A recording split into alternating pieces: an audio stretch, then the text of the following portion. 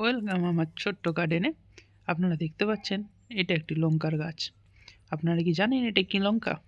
এটা হলো করমানা লঙ্কা। এই লঙ্কাটি আপনি একা খেতে পারবেন না, এত ঝাল। আমি তো খেতেই পারি না, কিন্তু আপনারা এই লঙ্কা বাজারে পাবেন না, অনেক খুঁজলেও পাবেন না, খুব কম পাওয়া যায় এই লঙ্কাগুলি। চলুন আরেকটি লঙ্কার গাছ আপনাদের দেখিয়ে দিই। এটা দেখতে পাচ্ছেন, এটা একটি পেয়ারা গাছ।